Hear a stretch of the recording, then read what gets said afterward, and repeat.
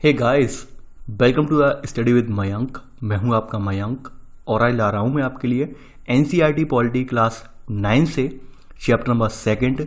देखिए, यहाँ पर आज हम संविधान निर्माण के बारे में जानेंगे कि हमारे भारत का संविधान निर्माण किस प्रकार से हुआ, कौन कौन सी समितियाँ थी यहाँ पर, तो और क्या प्रक्रिया रही, तो वो सब बातें इस अध्याय के तहत देखेंगे। तो चलिए स्टार्ट करनी है आज का वीडियो। देखते हैं मैं क्या क्या डिस्कस करना है यहाँ पर और क्या क्या नोट डाउन करना है। देखिए, बात कर लेते हैं इस अध्याय की। देखिए, यहाँ पर ये चैप्टर स्टार्ट होने से पहले यहाँ पर साउथ अफ्रीका का एग्जाम्पल लिया गया है। दक्षिण अफ्रीका में लोकतंत्र जो आया है उसका एग्जाम्पल लिया गया है कि भाई दक्षिण अफ्रीका का सिद्धांत यानी वहाँ पे संविधान कैसे लागू हुआ, कैसे वहाँ पे लोकतंत्र स्थापित हुआ, तो ये बात यहाँ पर निकल कर आई है, कही गई है। देखिए, एक बात मैं आपको बता दूँ, आप मोस्टली सारे जो टॉपिक्स हैं अगर देखा जाए तो वो आप क्लास 6, 7, 8 में उनका आधार जान चुके हैं, यानी उनका बेसिस क्या बेसिस है, उनकी क्या बेसिक अवधारणा है, वो सब आप जान चुके हैं। क्लास 9, 10, 11, 12 में बस पॉलिटी में है क्या, यहाँ पर कंपैरिजन करके बताया गया है, नहीं तुलनात्मक अध्ययन किया गया है कि भाई फलाने देश का संविधान इस प्रकार से है, वहाँ पर ये चीज़ें 3 निहित थी, हमारे यहाँ ये चीज़ें निहित हैं, तो हमारे यहाँ किस प्रकार से बेटर है, वहाँ किस प्रकार से बेटर है, तो यहाँ पर कंपैरिजन बताया गया है वो। तो इसलिए हम इस कंपैरिजन को भी यहाँ पर इसका अध्ययन हमें करना पड़ेगा। अगर हमें बेहतर तरीके से अपने संविधान को जानना है, बेहतर तरीके से हमें अध्ययन करना है, तो हमें कंपैरिजन को जानना होगा, उस तुलनात्मक अध्ययन को पढ़ना होगा हमें। तो इसी में आज आपका जो है आपका साउथ अफ्रीका का संविधान, चूंकि साउथ अफ्रीका ने भी वही सारी समस्याएं, वही सारा दंश झेला जो भारतीयों ने झेला। यहाँ पर भी अंग्रेजों ने राज किया और हमारे यहाँ भी अंग्रेजों ने राज किया। फर्क सिर्फ इतना था कि अंग्रेज यहाँ पे दक्षिण अफ्रीका के निवासी बन गए, लेकिन हमारे यहाँ के अंग्रेज कभी निवासी नहीं बन पाए, वो हमेशा विदेशी के विदेशी रहे। तो ये कुछ बेसिक अंतर थे। अब देखते हैं कि भाई दक्षिण अफ्रीका में संघर्ष कैसे स्टार्ट हुआ, संविधान के लिए, लोकतांत्रिक देश बनाने के लिए संघर्ष कैसे स्टार्ट हुआ। यहाँ पर ये आपके सामने जो व्यक्ति हैं, ये नेल्सन मंडेला हैं, जिन्हें यहाँ पर साउथ अफ्रीका का जो पिता कहा जाता है, यानी राष्ट्रपिता कहा जाता है। जैसे हमारे यहाँ महात्मा गांधी को देश का राष्ट्रपिता कहा जाता है, ठीक उसी प्रकार से नेल्सन मंडेला यहाँ के जो है राष्ट्रपिता कहे जाते हैं। तो ये क्या, ये जो नेल्सन मंडेला हैं, ये जो थे अश्वेत, यानी कि जो ब्लैक पीपल थे, ब्लैक पीपलों का प्रतिनिधित्व करने वाले थे बेसिकली। और जो दक्षिण अफ्रीका का जो मूल है, यानी वहाँ के जो मूल निवासी थे, वो ब्लैक ही थे, यानी अश्वेत लोग ही थे। तो वहाँ पर जब अंग्रेज, तो आप जानते ही अंग्रेजों ने किस प्रकार से भेदभाव किया, भारतीयों से भी भेदभाव किया। तो इनका एक लंबा संघर्ष रहा, इनका एक लंबा संघर्ष रहा। उस लंबे संघर्ष का परिणाम ये हुआ कि बाद में जाकर ये देश लोकतांत्रिक देश बन पाया। तो देखिए, इनका ये कथन है, ये कथन आपने पढ़ लिया होगा इतने टाइम ड्यूरेशन में, क्यों कथन मैं नहीं पढ़ूंगा। आगे बढ़ते हैं। यहाँ पर अब बात करते हैं इन्होंने किस तरह से संघर्ष किया, वो यहाँ पर देख लेते हैं। देखिए, यहाँ पर नेल्सन मंडेला जो हैं, नेल्सन मंडेला यहाँ पर इन पर जो है दक्षिण अफ्रीका के गोरों की सरकार ने देशद्रोह का मुकदमा चलाया था। यानी कि देशद्रोह का मुकदमा क्यों चलाया, क्योंकि स्वर्गीय जो थे सरकार का विरोध कर रहे थे। इनका मानना यह था कि वर्तमान सत्ता में जो सरकार है वो कहीं ना कहीं अश्वेतों का अहित कर रही है, अश्वेतों के साथ भेदभाव कर रही है, और उस सरकार की दंभी नीतियों को उन्हें बदलना पड़ेगा। तो इस बात को जो है वर्तमान सरकार ने देशद्रोह के जरिए से देखा और इन्हें जेल में डाल दिया। तो यहाँ पर आप इसमें पहला पॉइंट लिख लेना कि नेल्सन मंडेला दक्षिण अफ्रीका की गोरों की सरकार ने, नेल्सन मंडेला पर, दक्षिण अफ्रीका की नेल्सन मंडेला पर लगा देना यहाँ पर, ठीक है। इन्हें जो है, इन्हें और 7 अन्य नेताओं को 1964 में देश में रंगभेद की वजह से जो चलने वाली शासन व्यवस्था थी, इसके विरोध में इन्हें क्या करना पड़ा, इन्हें आजीवन कारावास की सजा दी गई। यानी कि यहाँ पर ये थे, इनके सात कैंडिडेट और थे। रंगभेद का मतलब ये होता है गोरे काले का भेद। जैसे आपने देखा होगा कि हमारे यहाँ भी कुछ हद तक था गोरे काले का भेद, अंग्रेजों ने किया। अब वहाँ पर भी था, साउथ अफ्रीका में सबसे ज़्यादा था। वहाँ पर क्या था कि भाई गोरे लोगों के जो चाहे उनके चिकित्सालय हों, सार्वजनिक परिवहन के साधन हों, कुछ भी हों, उन सबके बेटर थे। यानी वहाँ पर अश्वेतों को जाने की पूरी मनाही थी। जैसे हमारे इंडिया में भी बोर्ड लगा था कि dogs and Indians are not allowed, तो वही स्थिति यहाँ पर भी थी। यहाँ पर दिखाया गया है, एक तख्ती लगी हुई है, तख्ती पर लिखा हुआ है, इस पर ये लिखा हुआ है तख्ती पर कि भाई रंगभेद वाला बोर्ड है 1953 का, कि खतरा देसी, अश्वेत, हिंदुस्तानी और रंगीन चमड़ी वालों, अगर तुम इस परिसर में घुसे तो तुम्हें लापता घोषित कर दिया जाएगा, और हथियारबंद गार्ड्स जो है वो तुम्हें गोली मार देंगे, और जंगली कुत्ते तुम्हें नोच कर खा जाएंगे। तो तुमको ये चेतावनी दी जाती है, यानी यू हैव बीन वार्नड, तुम इसके लिए चेतावनी तुम्हें हम दे रहे हैं। तो कहीं ना कहीं ये रंगभेद वाली जो बात थी वो जैसे हमारे इंडिया में थी, सीख उसी प्रकार से वहाँ पर भी देखने को मिलती है। तो यहाँ पर आप पहले का सब पॉइंट लिख लेना कि उन्हें और उनके 7 अन्य नेताओं को 1964 में देश में 1964 में रंगभेद से चलने वाली व्यवस्था ने आजीवन कारावास की सजा दी। ठीक है, ये लिख लेना इसमें। आगे बढ़ते हैं। अब देखिए ये काफ़ी इनका लंबा संघर्ष रहा और लगभग 28 सालों तक इन्होंने दक्षिण अफ्रीका की एक जेल थी जिसका नाम था रॉबेन द्वीप पर, एक जेल थी, इसमें इन्हें कैद रखा गया और 28 साल तक ये काल कोठरी में रहे हैं। इनका बहुत लंबा संघर्ष रहा है। यानी अगर कोई आजीवन कारावास की सजा की बात आती है तो नेल्सन मंडेला का नाम उसमें सबसे आगे होता है। तो रंग भेद के खिलाफ इन्होंने गोरे काले के खिलाफ संघर्ष स्टार्ट किया। अब देखिए गोरे काले संघर्ष की हम यहाँ पर वो कहानी बता देते हैं, वो लिखवाएंगे नहीं। लिखवाएंगे इसलिए नहीं कि वो गोरे काले का जो भेद है, अंतर है, वो अब सभी लोग जानते हैं। यहाँ पर जो इंपॉर्टेंट चीज़ें हैं वो मैं बता दूंगा। तो ये जो व्यवस्था दी किसने ला दी थी? ये व्यवस्था ला दी थी यूरोप के गोरे लोगों ने ला दी थी, क्योंकि गोरे लोग जैसे हमारे यहाँ उपनिवेश के यानी कि हमारे यहाँ व्यापार करने आए, ठीक उसी प्रकार से ये लोग भी यूरोप में, यानी जब यूरोप से आए थे तो यानी कि जब साउथ अफ्रीका पहुंचे तो वहाँ पर भी लोग बस गए और वहाँ पर भी एक तरह से फिर वहाँ धीरे धीरे वहाँ के नागरिक बन गए। ठीक है, यानी कि यहाँ पर जोर जबरदस्ती के जरिए इन्होंने यहाँ के नागरिकों को गुलाम बना लिया। लेकिन यहाँ की स्थिति बिल्कुल उल्टी थी। उल्टी ये थी कि भाई यहाँ पर ये दक्षिण अफ्रीका में बस गए और स्थानीय शासन को इन्होंने अपने हाथ में ले लिया। यानी इन्होंने देखा कि दक्षिण अफ्रीका के लोगों के रंग चमड़ी जो थी काले रंग की थी, या फिर उनमें कुछ हिस्सा जो था, जो 3/4 हिस्सा जो था वो ब्लैक पीपल का था। यानी वहाँ पर सबसे ज़्यादा बहुमत किसका था? ब्लैक पीपल का था। यानी कि लगभग 75% आबादी किसकी थी? ब्लैक पीपल्स की थी। लेकिन वहाँ 1/4 ने उन्हें क्या कर लिया? अपना गुलाम बना लिया। हथियार के दम पर, जो है जोड़ दवाइश के दम पर इन्हें अपना गुलाम बना लिया। तो श्वेतों और अश्वेतों के अलावा यहाँ पर कुछ रंगीन चमड़ी वाले लोग भी थे, जो कि अक्सर भारत से आए हुए लोग थे, तो उनकी मिश्रित प्रजाति वहाँ रह रही थी। तो ऐसे करके यहाँ पर इन सब से भेदभाव होता था, इन्हें नीचा माना जाता था, इन्हें वोट डालने का अधिकार नहीं था। यानी किसी प्रकार का जैसे पूरा भेदभाव, जैसे हम अमेरिका में रोजा पार्क्स वाली स्टोरी पढ़ी थी, जैसे अमेरिका में भेदभाव था, सेम वही कंडीशन यहाँ पर भी थी। सेम वही कंडीशन यहाँ पर भी थी। यहाँ पर और स्थिति बहुत भयावह थी। यानी इन्हें घोरों की बस्तियों में बसने की इजाज़त नहीं थी, बिल्कुल नहीं जा सकते थे। इसके अलावा उनके सार्वजनिक परिवहन के साधन हैं, जैसे रेलगाड़ी, बस, टैक्सी, होटल, अस्पताल, स्कूल, कॉलेज, पुस्तकालय, इन सब में, और यहाँ तक कि पब्लिक टॉयलेट्स वगैरह में ये गोरे काले के जो बिल्कुल अलग इंतजाम थे। यानी जो काले लोग थे गोरों के में नहीं जा सकते थे। तो आप सोच सकते हैं कितनी स्थिति यहाँ पर भयावह होगी। तो ऐसे करके ये कहानी स्टार्ट होती है।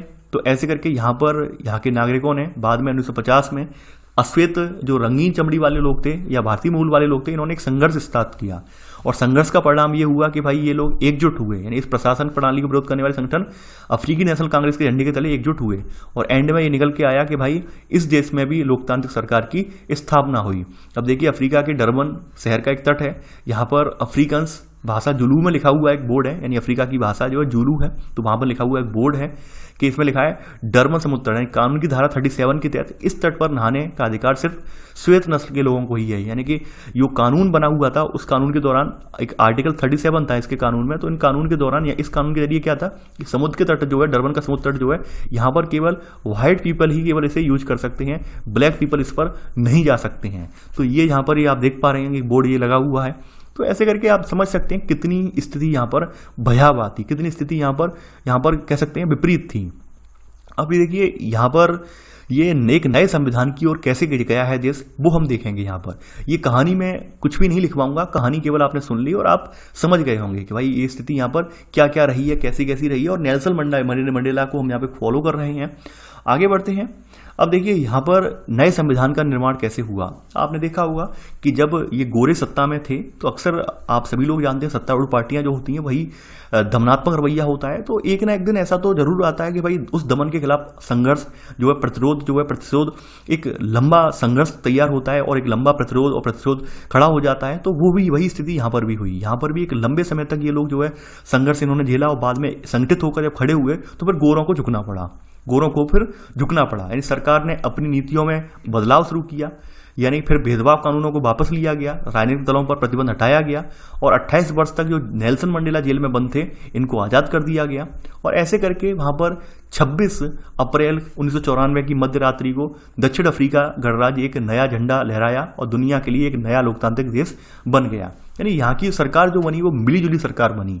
यहाँ की सरकार में चूंकि गोरे लोग, जैसे आपने देखा कि गोरे लोग यहाँ से बाहर नहीं जा सकते थे, गोरे लोगों को यहीं रहना था और काले लोग तो वहाँ के मूल निवासी थे ही थे, तो यहाँ की संविधान में वो ऐसे तत्व निहित किए गए जिससे कि गोरे काले लोग साथ साथ मिलकर साथ साथ रहकर अपने देश को आगे ले जा सकें। अब देखिए इसी में आप थर्ड पॉइंट आप लिख लेना यहाँ पर, इसी में ही, यानी कि यहाँ पर मैं ये समग्र करवा रहा हूँ। यहाँ पे जो मेन चुनिंदा आर्टिकल्स हैं वही मैं लिखवा रहा हूँ कि रंगभेद के खिलाफ जब संघर्ष और विरोध बढ़ता गया, ठीक है, तो सरकार ने अपनी नीतियों में बदलाव शुरू किया।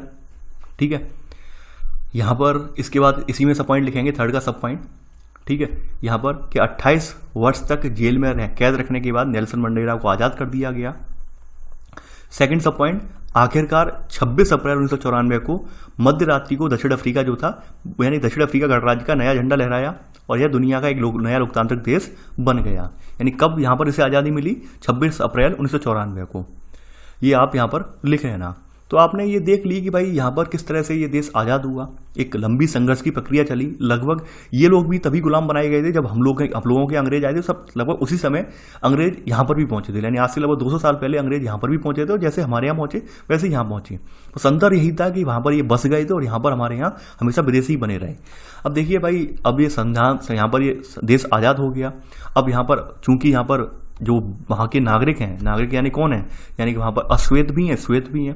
तो ऐसे करके भाई मिलीजुली सरकार के गठन का रास्ता आगे खुला। यानी सबको यहीं पर रहना है तो ऐसा संविधान भी बनाया जाए कि वहाँ पर जो लोग हैं मिलजुल कर रह सकें। तो नेल्सन मंडेला ने जो है आग्रह भी किया। नेल्सन मंडेला ने ये कहा कि भाई अश्वेत नेताओं ने समाज से आग्रह किया कि सत्ता में रहते हुए गोरों ने जुल्म किया है उसे आप माफ़ कर दें, भूल जाएं। अगर आप भूलेंगे नहीं तो यकीन मानिए वो क्लैश होता रहेगा, इन टकराव होता रहेगा, उससे स्थिति यहाँ पर सामान्य नहीं होगी। यानी अगर जब आप सब अपना जो रहा है, पिछला जो भी कुछ रहा है उसे अगर आप जब भूल जाएंगे तो यकीन मानिए एक नए संविधान की इबारत लिखेंगे, एक नए देश की इबारत लिखेंगे और देश हमारा आगे बढ़ पाएगा। तो कहीं ना कहीं उस वहाँ के लोगों ने भी इस बात को समझा, लोगों ने भी जाना और दोनों ने अपने आपसी मतभेदों को भुलाकर ये यानी कि नए संविधान के लिए दोनों जो है दोनों ही साथ साथ इंडिया जो है निर्माण में दोनों ही लोग यानी अश्वेत और श्वेत लोग साथ साथ आए। तो ऐसे करके यहाँ पर एक नए संविधान का फिर निर्माण हुआ। नए संविधान का निर्माण होने के उपरांत जो ये अफ्रीका है, अफ्रीका देश एक यानी विशिष्ट देश बन गया। विशिष्ट देश इसलिए बन गया कि भाई ये अपने आप को सतरंगी यानी कि इंद्रधनुषी देश कहता है। इंद्रधनुषी का मतलब ये है कि भाई यहाँ पर चाहे कोई विभाग देख लो, कोई खेल देख लो, आर्मी देख लो, यहाँ पर गोरे भी हैं, काले भी हैं और भारतीय मूल के भी कुछ लोग यहाँ पर रहने पहुंच गए हैं।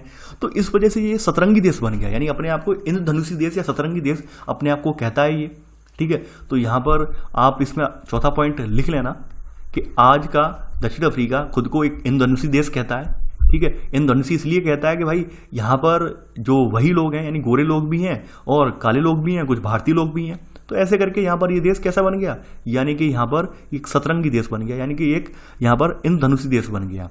अब देखिए यहाँ पर कहा जाए, अगर देखा जाए इसके संविधान में, तो इस संविधान में नागरिकों को जितने व्यापक अधिकार दिए गए उतने देश की दुनिया के किसी संविधान में नहीं दिए गए।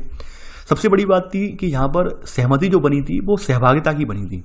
ये समाधान यानी इन्होंने यही निकाला कि भाई यानी हमारी समस्या का समाधान तभी निकलेगा जब सबकी भागीदारी होगी, यानी गोरे भी आगे आएंगे और काले भी आगे आएंगे। तो ऐसे करके ये देश अफ्रीका आज़ाद हो पाया, ऐसे करके इसे आज़ादी मिली।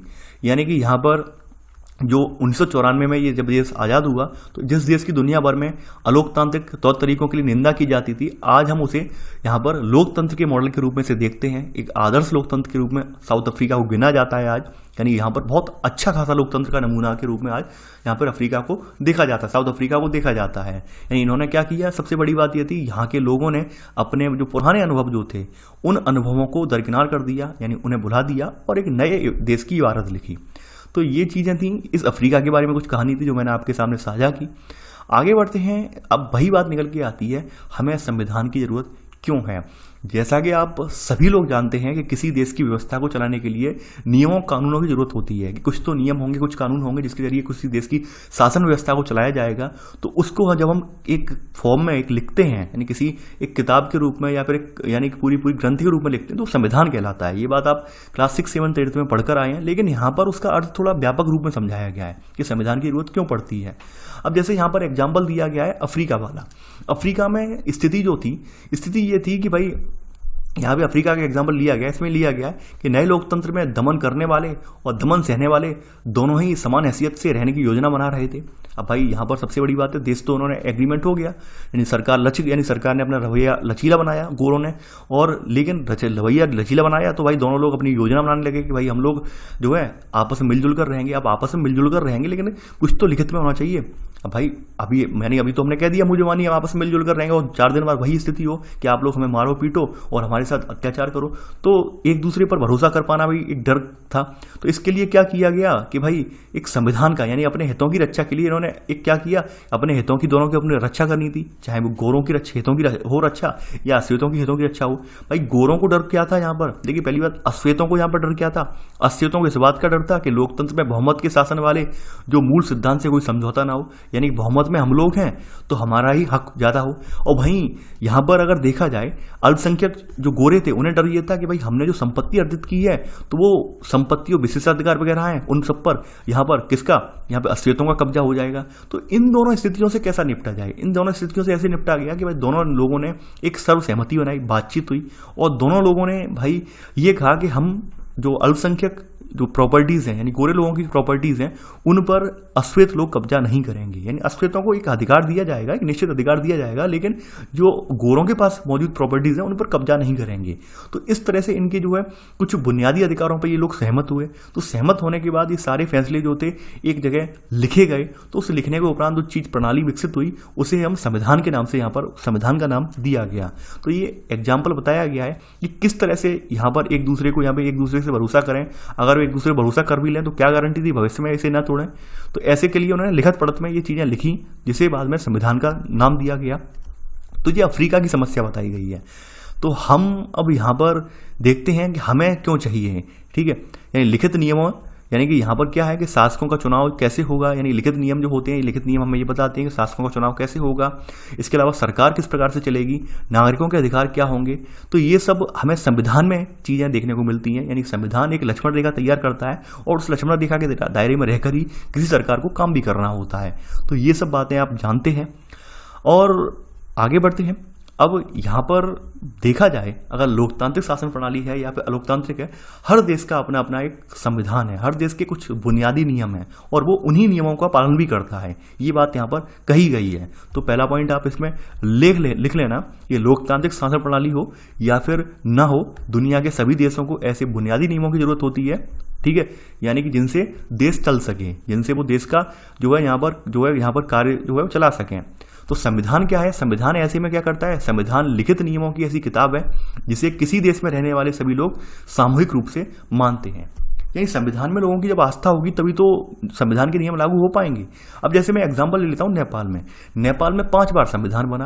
अब 5 बार में अब की बार जो बना है संविधान, अब की लोगों ने सब में सर्वमान्य हो पाया। शुरुआत में संविधान जो बना था 1959 में, वहां पर स्थिति ये थी कि वहां पर एक बहुत बड़े तबके ने उसे एक्सेप्ट ही नहीं किया। जब लोगों ने एक्सेप्ट नहीं किया तो संविधान प्रभावी नहीं हो पाया। सबसे बड़ी बात होती है नियमों को लिख देने से मात्र से नहीं होती है, सबसे बड़ी बात होती है उन्हें मानने से भी है। अगर हम उन नियमों को नहीं मानेंगे तो इस संविधान का मतलब क्या रह जाएगा। और नियम भी ऐसे होने चाहिए कि भाई सबकी सहमति से बने हो। तो हमारे यहाँ भी यही स्थिति थी, यानी हमारे यहाँ क्या थी कि सब लोग जो थे उन्होंने भरोसा किया, अपने आप का सहयोग दिया और ऐसे नियम विकसित किए जो हम सभी मानेंगे। ऐसे करके हम लोगों ने फिर संविधान का निर्माण किया और संविधान का पालन भी कर रहे हैं। तो यहाँ पर पहले का सब पॉइंट लिख लिया होगा, ठीक है। सेकंड पॉइंट यहाँ पर लिख लेना कि संविधान सर्वोच्च कानून होता है जिससे किसी क्षेत्र में रहने वाले लोगों के बीच आपसी संबंध तय होने के साथ साथ लोगों और सरकार के बीच संबंध भी तय होते हैं, ठीक है। अब संविधान के कुछ प्रमुख काम बताए गए हैं। अब संविधान के प्रमुख काम, थर्ड पॉइंट लिख लेना, संविधान के प्रमुख काम, ठीक है, कौन कौन से हैं। पहला काम यहाँ पर ये है कि यह साथ रह रहे विभिन्न तरह के लोगों के बीच जरूरी भरोसा और सहयोग विकसित करता है। पहला सब पॉइंट यही है। संविधान का काम क्या है कि भाई जो देश में मौजूद विभिन्नता है, विभिन्नता का संरक्षण करता है, एक शब्द में अगर हम कहें। दूसरा यहाँ पे काम इसका ये है, थर्ड का सेकंड सब पॉइंट, कि सरकार गठन कैसे होगा, यानी वर्तमान में सत्ता में कोई सरकार कैसे आएगी, तो उसके फैसले किस तरह से लेगी, तो फैसले लेने का अधिकार होगा। तो इस चीज का निर्धारण ये करता है, यानी यह स्पष्ट करता है सरकार का गठन कैसे होगा, किसे फैसले लेने का अधिकार होगा, ठीक है। इसके अलावा सरकार की लक्ष्मण रेखा तैयार करता है, यानी कोई सरकार संविधान के नियमों के दायरे से बाहर जाकर काम ना करे, तो इसलिए यह क्या करता है, यह सरकार के अधिकारों की सीमा तैयार करता है, ठीक है, और हमें बताता है कि नागरिकों के क्या अधिकार हैं और क्या नहीं है। चौथी स्थिति यहाँ पर संविधान की विशेषता ये है कि भाई कि यह हमारे अच्छे समाज के गठन के लिए लोगों की आकांक्षाओं को व्यक्त करता है। अच्छे समाज के गठन के लिए लोगों की आकांक्षाएं क्या है कि आकांक्षाएं ये होती है कि हमारे देश का संविधान इस प्रकार का हो कि सभी नागरिकों, भारत में रहने वाले सभी जितने नागरिक हैं, उन सभी का जो है विकास हो, कहीं ना कहीं वो विकास की ओर अग्रसर हो, उनके साथ किसी प्रकार के भेदभाव ना हो। तो इस सब बात को यहाँ पर हमारे यहाँ रखा गया है। अब देखिए एक बात यहाँ पे और दर्शाई गई है कि मान लेते हैं बहुत सारे देश ऐसे हैं जहाँ पर लोकतंत्र नहीं है, या फिर यहाँ पर जिन देशों में संविधान है वे सभी लोकतांत्रिक शासन वाले हों, ये जरूरी नहीं है। यानी कि यहाँ पर ये बात कही गई है कि भाई संविधान का होना मतलब ये नहीं है कि देश लोकतांत्रिक होगा। जैसे बहुत सारे देश क्या है राजतंत्र वाले भी हैं, सऊदी अरबिया एग्जाम्पल है, लेकिन सऊदी अरबिया का भी संविधान यानी कि एक संविधान है। यानी कोई भी देश सही, चाहे वो राजतंत्र हो या लोकतंत्र हो, यानी अपने देश के नागरिकों के लिए कुछ नियम कायदे जरूर बनाता है। तो यहाँ पर वही बात है, ठीक है। तो आप यहाँ पर नोट करके लिख लेना कि जिन देशों में संविधान है वे सभी लोकतांत्रिक शासन वाले हों, ये जरूरी नहीं है, लेकिन जिन देशों में लोकतांत्रिक शासन है वहां संविधान होना जरूरी है। ये नोट करके आप लिख लेना, ठीक है। यानी कि लोकतांत्रिक देशों की तो सबसे बड़ी जरूरत है कि वहां पर संविधान होना ही चाहिए। तो ये तो आपने संविधान के बारे में कुछ मूल बातें जान ली कि हमें संविधान क्यों चाहिए। आपने अफ्रीका की तुलना भी कर ली कि अफ्रीका में लोग संविधान का निर्माण किस प्रकार से हो पाया। तो ये चीजें आपने यहाँ पर जान ली, संविधान होता क्या है, संविधान का विस्तृत अर्थ आपने यहाँ पे जान लिया। अब चलिए आगे बढ़ते हैं। अब भारतीय संविधान का निर्माण देखते हैं कि भारतीय संविधान का निर्माण किस प्रकार से हुआ है और किन परिस्थितियों में हुआ है। देखिए यहाँ पर आपके साइड में ये व्यक्तित्व के नाम चलेंगे, इनके बारे में बाद में बताऊंगा कि इन्हें इस प्रकार से लिखना है। इन सबको लिखना पड़ेगा जितने नाम हैं, क्योंकि इनके पेशे और ये बाद में इनका क्या क्या इन्होंने प्राप्त किया, अचीव किया, वो सब यहाँ पर एक लाइन में दिया हुआ है और कहीं ना कहीं हिस्ट्री के पॉइंट ऑफ व्यू से बहुत ज़्यादा इंपॉर्टेंट है ये। तो ये अभी नहीं, ये लास्ट में लिखवा दूंगा मैं। तो सबसे पहले हेडिंग आपकी ये है कि भारतीय संविधान का निर्माण किस प्रकार से हुआ। अब देखिए यहाँ पर हमारे यहाँ और अफ्रीका की स्थितियाँ कोई ज़्यादा अंतर नहीं था, लगभग सेम स्थितियाँ थी। यानी भारत के लोग, यानी कि यहाँ पर अब भारत के लोगों ने एक लंबा संघर्ष किया था, अंग्रेजों की गुलामी से निकलकर भारत के नागरिक बनने जा रहे थे, और देश ने उसी समय क्या था, एक धार्मिक आधार पर बंटवारा भी झेला था। यानी उसी समय पाकिस्तान ने भी कह दिया कि नहीं, हमें अलग देश चाहिए। तो कहीं ना कहीं देश के सामने एक गंभीर समस्याएं थी, चुनौतियां ही चुनौतियां थी, और उन चुनौतियों से निपटकर हमने एक संविधान का निर्माण भी किया। विभाजन जो हुआ पाकिस्तान से, उसमें लिखा गया कि विभाजन के दौरान एक लंबी हिंसा भड़की, जिसमें कम से कम यहाँ पे 10 लाख लोग मारे गए। यानी आप सभी जानते हैं इस कहानी से, आप अवगत हैं अच्छे से, और नहीं अवगत हैं तो आप गदर मूवी है, गदर मूवी आप देख लीजिए, अवगत हो जाएंगे। यानी उस दौरान एक जबरदस्त हिंसा हुई थी, पाकिस्तान से लोग भारत आ रहे थे, भारत के लोग पाकिस्तान जा रहे थे, तो बीच में मारकाट एक जबरदस्त मची थी, लगभग 10 लाख से ज्यादा लोग इसमें मारे गए थे। तो अंग्रेजों ने फिर एंड में ये भी बीज बोया, जब देश आजाद होने को था उस समय ये भी बीज बो दिया अंग्रेजों ने कि भाई देसी रियासतों के शासक अगर आजाद जो देश हैं पाकिस्तान और भारत, जिसके साथ रहना चाहे उसके साथ रह सकते हैं, या स्वतंत्र रहना चाहे तो स्वतंत्र भी रह सकते हैं। तो ये सब जो समस्याएं थी हमारे देश के सामने, नए देश के निर्माण के सामने एक खड़ी कर दी थी, और ये सब समस्याएं खड़ी की किसके द्वारा की गई थी, ये अंग्रेजों के द्वारा जो बीज पनपाया गया था उसके द्वारा खड़ी की गई थी। कुछ समस्याएं ऐसी थी जैसे पाकिस्तान के जो लालची लोभी प्रवृत्ति के नेता थे, मोहम्मद अली जिन्ना जैसे लोग जो थे, इनके द्वारा पनपाई हुई समस्याएं थी। तो उन सब समस्याओं से निकलकर हमने अपने देश का एक सुदृढ़ संविधान लिखा। तो वो ये कहानी यहाँ पर दोहराई गई है, और मैं नहीं समझता हूँ इस कहानी को लिखवानी जरूरत है, क्योंकि ये कहानी आप हिस्ट्री में पढ़ चुके हैं, हिस्ट्री में लिख भी चुके हैं। तो ये कहानी मैं आपको दोबारा लिखवाने वाला नहीं हूँ, ये बात आप जान लीजिए। बस मैंने आपको ये कहानी समझा दी है कि हमारा ये संविधान निर्माण किन परिस्थितियों में हुआ, किन परिस्थितियों को हमने दंश झेला, और उस दंश को झेलते झेलते हमने एक अच्छे खासे संविधान का निर्माण भी किया, कि संविधान निर्माण का रास्ता हमारे यहाँ कैसे निकला। अब देखते हैं, देखिए यहाँ पे बताया गया है कि भाई दक्षिण अफ्रीका में जिस तरह संविधान निर्माण के दौर में ही सारी बातों पर सहमति बनानी पड़ी, वैसी स्थिति हमारे यहाँ भारत में नहीं थी।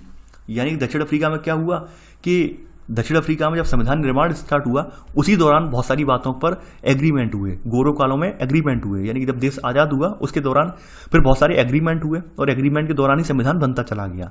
हमारे यहाँ स्थिति ये थी कि हमारे यहाँ के जो राजनीतिक लोग थे, जो हमारे यहाँ राष्ट्रवादी नेता थे, उन सबके माइंड में कि भारत एक हमारा आदर्श भारत कैसा होगा, वो विजन पहले से तैयार था, उसका पूरा खाका, उसका पूरा ड्राफ्ट पहले तैयार था माइंड में कि हम किस तरह का भारत चाहेंगे। लोकतांत्रिक देश बनेगा हमारा, सार्वभौम वयस्क मताधिकार होगा, इसमें किसी के साथ भेदभाव नहीं किया जाएगा। तो ये सब लोगों के, हमारे भारतीय लोगों के माइंड में पहले से चीजें थी। यानी हम लोगों ने दक्षिण अफ्रीका की तरह साथ के साथ सहमति नहीं बनाई, हमारी सहमति बहुत पहले से ही थी। हमारे यहाँ बहुत सारे जो लोग थे, राष्ट्रवादी नेता थे, जो भिन्न भिन्न मतों वाले नेता थे, जैसे चाहे वो अम्बेडकर हों या और भी नेता हों, जैसे अम्बेडकर ने दलितों का प्रतिनिधित्व किया या अन्य भी नेता हों, तो उन सब में पहली सहमति बन चुकी थी कि हम ऐसा संविधान बनाएंगे जिसमें भारत के सभी नागरिकों का प्रतिनिधित्व होगा। तो हमारे यहाँ स्थिति इनके यहाँ जैसी नहीं थी। इनके यहाँ स्थिति ये थी कि भाई इन्होंने संविधान जैसे से बनाया उसी समय एग्रीमेंट करते गए हैं कि भाई ये समझौता कर दीजिए, ये चीजें रख दीजिए। हमने वो सब चीजें, यानी संविधान संविधान बनने से लगभग 20 से 25 साल पहले ही सोच ली थी। ये संविधान का जो निर्माण हुआ है उससे लगभग 20 साल पहले ये सब चीज़ें हमने माइंड में ले आए थे। तो वो बात यहाँ पर बताई गई है। यहाँ पर आज़ादी की लड़ाई के दौरान ही हमने जो है लोकतंत्र समेत अधिकांश बुनियादी बातों पर राष्ट्रीय सहमति का काम हमारे यहाँ हो चुका था। ठीक है। और जैसे जैसे यानी यहाँ कहा गया है कि जैसे जैसे संघर्ष यानी यहाँ यह कहा गया है कि यह न केवल अपने समाज को फिर से जगाने का वरन अपने समाज और राजनीति को बदलने के लिए नए सिरे से करने का आंदोलन भी था। यानी हमने बहुत सारी बातें जो थी राष्ट्रवादी आंदोलन जो चल रहा था उसी दौरान हमने स्पष्ट कर ली थी। यानी हमारे यहाँ मतभेद नहीं था, हमने पहले क्रिएट कर ली थी कि हमें किस तरह का संविधान चाहिए, कैसा संविधान हम बनाएंगे। तो ये तुलना की गई है अफ्रीका के संविधान से और आपके यहाँ के संविधान निर्माण से। तो आई होप आपको ये बातें लिखने की जरूरत नहीं पड़ेगी, ये बातें आपको मौखिक रूप से याद हो जाएंगी। देखिए कुछ चीज़ें होती हैं वो आप लेक्चर के माध्यम से मौखिक रूप से याद भी करने की क्षमता बनाइए। हर चीज़ लिखकर काम नहीं चलेगा, क्योंकि यहाँ पर बहुत सारी चीज़ें हैं जिन्हें मैं लिखवा नहीं सकता हूँ और आप भी लिख नहीं सकते हैं। तो सबसे पहले क्या है संविधान स्टार्ट कहाँ से हुआ है वो हम देखते हैं। देखिए सबसे पहले अगर बात कही जाए तो 1928 में मोतीलाल नेहरू और कांग्रेस के 8 अन्य नेताओं ने भारत का एक संविधान लिखा था। सबसे पहले हमारे यहाँ संविधान निर्माण यहाँ से स्टार्ट हुआ है। प्रक्रिया बताई गई है कि 1928 में हमारे यहाँ मोतीलाल नेहरू और कांग्रेस के 8 अन्य नेताओं ने भारत का संविधान का निर्माण किया था। ठीक है। और 1931 में अधिवेशन जो हुआ था कराची अधिवेशन, इसमें भारतीय राष्ट्रीय कांग्रेस के अधिवेशन में ये प्रस्ताव की रूपरेखा रखी गई थी कि आज़ाद भारत के संविधान का निर्माण, आज़ाद भारत के संविधान का फॉर्मेट कैसा होगा, संविधान किस प्रकार का होगा। ठीक है। ये 1931 का जो कराची अधिवेशन था उसमें ये रूपरेखा तैयार कर दी गई थी। तो ऐसे करके यहाँ पर हमारे यहाँ पहले का सेकंड सब पॉइंट, इन दोनों ही दस्तावेजों में स्वतंत्र भारत के संविधान यानी कि जो हमारा 1928 का मोतीलाल नेहरू का बनाया हुआ संविधान था या फिर कराची का अधिवेशन में जो रूपरेखा तैयार हुई थी, इनमें बहुत सारी बातें स्पष्ट कर दी गई थी। जैसे हमारे यहाँ सार्वभौमिक वयस्क मताधिकार यानी सभी भारत के सभी नागरिक चाहे अमीर हों गरीब हों, किसी भी जाति के हों, किसी भी धर्म के हों, किसी भी पंथ को मानने वाले हों, वो सभी मताधिकार यानी कि हमारे यहाँ मतदान में हिस्सा लेंगे। इसके अलावा हमारे यहाँ स्वतंत्रता और समानता का अधिकार रखा जाएगा। और हमारे यहाँ जो अभी अल्पसंख्यक है, माइनॉरिटीज़ हैं, सिख हैं, मुस्लिम हैं, जैन हैं, इन सभी के साथ कहीं ना कहीं जो है इनको भी राहत दी जाएगी, इनके अधिकारों की रक्षा की बात इसमें कर दी गई थी। और ये सब बातें निकल के कहाँ से आई? ये सब बातें निकल के आई 1928 के संविधान से और 1931 के कराची अधिवेशन के ड्राफ्ट से ये बातें इसमें पहले स्पष्ट कर दी गई थी। तो आप ये पहले के दोनों सब पॉइंट आप लिख लेना।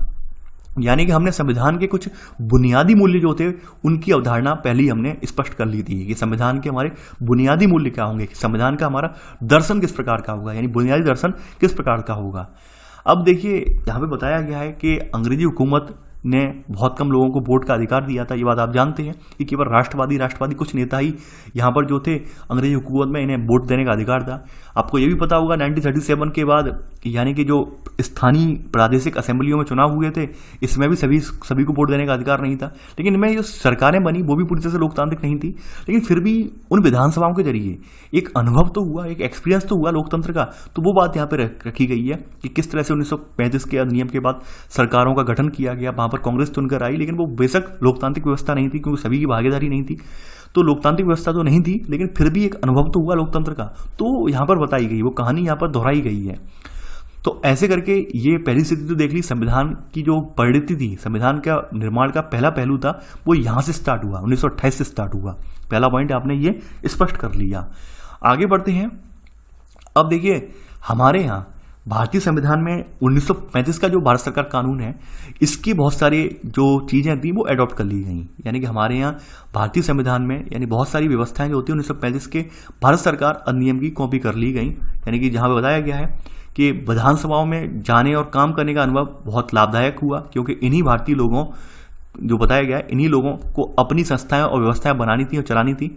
इसी वजह से यहाँ पर बताया गया है जो 1937 के असेंबली चुनाव हुए हैं उनमें भारत सरकार कानून के जो अधिनियम के तहत हुए थे चुनाव, तो यहाँ की जो बहुत सारी व्यवस्थाएं थी वो हमारे संविधान में बाद में ले ली गई। ठीक है। तो बताया गया भारतीय संविधान में कई संस्थाओं और व्यवस्थाओं को पुरानी व्यवस्था से लगभग जैसा कि तैसा अपना लिया गया, जैसे 1935 का भारत सरकार कानून। तो ये सेकेंड पॉइंट आप ये नोट कर लेना। ठीक है। इसे हमारे भारतीय संविधान में रख दिया गया। इसके बारे में आगामी कक्षाओं में हम डिटेल में पढ़ेंगे। ठीक है। इसके बाद आगे बढ़ते हैं। उस समय देखिए आपने देखा होगा कि हमारे भारतीय नेता जो थे वो काफ़ी सारी विदेशी क्रांतियों से भी परिचित थे, चाहे रूस की क्रांति हो, फ्रांस की क्रांति हो, इन सभी क्रांतियों से अवगत हो चुके थे। और इन सभी क्रांतियों के जो आदर्श वाक्य थे, यानी इन सभी क्रांतियों के जो आदर्श उद्देश्य थे, उन सभी से अच्छे भली बात अवगत थे। तो यहाँ बताया गया कि हमारे अनेक नेता फ्रांसीसी क्रांति के आदर्शों, ब्रिटेन के संसदीय लोकतंत्र के कामकाज और अमेरिका के अधिकारों की सूची से काफ़ी प्रभावित थे। तो ऐसे करके हमारे संविधान में इन सब बातों को भी बाद में समाहित किया गया। तो ये बात यहाँ पर कही गई है, यानी कि लेकिन ये दूसरों की केवल नकल नहीं कर रहे थे, यानी कि जो डॉक्टर बी आर अम्बेडकर का कथन नहीं है कि हमने दुनिया के 60 देशों का संविधान छानने के बाद जो अच्छी अच्छी बातें वो अपने संविधान में रखी हैं, तो उन्होंने वो नकल नहीं की। जो अच्छी अच्छी बातें हमारे भारतीय परिवेश, भारतीय समाज के तौर पर स्पष्ट, यानी कि सुस्पष्ट ढंग से बैठ रही थी बातें, उन बातों को हमारे यहाँ समाहित कर दिया। तो वो बात यहाँ पर लिखी हुई है, वो बात यहाँ पर बताई गई है। अब देखिए, ये तो आपने संविधान निर्माण की कुछ बैकग्राउंड पर देख लिया कि किस तरह से संविधान निर्माण की कुछ बैकग्राउंड वाली चीज़ें, जैसे यहाँ पे मोतीलाल नेहरू वाला संविधान है, ये चीज़ें थी, इसके आधार पर कुछ बेस बना, कुछ आपका 1935 का भारत सरकार कानून था, इसका बेस बना। अब आगे देखते हैं संविधान निर्माण के लिए और आगे क्या हुआ। जैसा कि देश आज़ाद होने से पहले आपको पता होगा कि हमारे यहाँ संविधान सभा के निर्माण के लिए कौन भेजा गया था, वो भी आपको पता होगा, इतिहास में आप लिख चुके हैं। तो सबसे पहले अब देखते हैं संविधान सभा। संविधान सभा का निर्माण कैसे हुआ, ठीक है। संविधान सभा होती क्या है? संविधान सभा का मतलब ये है कि भाई जो चुने हुए प्रतिनिधि हैं, यानी चुने हुए प्रतिनिधियों की जो सभा, ये संविधान सभा का विशाल दस्तावेज लिखने का काम करती है, उसे हम क्या कहते हैं? उसे हम संविधान सभा कहते हैं। यानी कि कुछ चुने हुए प्रतिनिधि होते हैं जिन्हें इलेक्ट करके भेज दिया जाता है और जिनका काम ये होता है वो संविधान का निर्माण करेंगे, उन्हें हम क्या कहेंगे? उन्हें संविधान सभा कहा जाता है। अब देखिए, भारत में संविधान सभा के लिए जो चुनाव हुआ था वो जुलाई 1946 में चुनाव हुए थे। भारत में संविधान सभा के लिए चुनाव जो हुआ था वो कब हुआ था? जुलाई 1946 में चुनाव हुआ था। इसकी पहली बैठक जो हुई थी आप सभी को पता है। देखिए, अभी मैं डिटेल में नहीं जाऊंगा, वो सच्चिदानंद सिन्हा, राजेंद्र प्रसाद, ये सब चीज़ें अभी नहीं दोहराऊंगा, क्योंकि ये सब चीज़ें अभी अगर मैं बता दूंगा तो आगामी कक्षाओं में आप फिर क्या पढ़ेंगे, ठीक है। यानी ये सब चीज़ें तो वैसे हम अपने संविधान निर्माण जो हुआ है वहाँ पर देख चुके हैं, लक्ष्मीकांत में तो डिटेल में पढ़ ही चुके हैं। अब वही चीज़ अगर मैं यहाँ पर ऐड करवा दूँ तो फिर एनसीईआरटी का कोई मूल तत्व नहीं रह जाएगा, मूल आधार नहीं रह जाएगा। तो यहाँ पर हम एनसीईआरटी को एनसीईआरटी के वे में ही पढ़ना चाहते हैं, ठीक है। यहाँ पे जो चीज़ें वास्तविक में हैं वो वास्तविक पढ़ लीजिए, वैसे तो हम स्टैंडर्ड बुक पढ़ ही चुके हैं ऑलरेडी। तो संविधान सभा की पहली बैठक कब हुई? वो दिसंबर 1946 में हुई, ठीक है। इसके तत्काल बाद क्या हुआ? इसके तत्काल बाद ये हुआ कि भाई भारत पाकिस्तान, यानी देश दो हिस्सों में भारत पाकिस्तान में बट गया और सभा भी दो हिस्सों में बट गई। ये सेकंड सब पॉइंट आप सेकंड पे पॉइंट में लिख लेना। आगे बढ़ते हैं। अब यहाँ पर जो भारतीय संविधान सभा है बटने के बाद, इसमें कितने कैंडिडेट थे? नहीं, भारतीय संविधान लिखने वाली सभा में 299 सदस्य थे, ठीक है।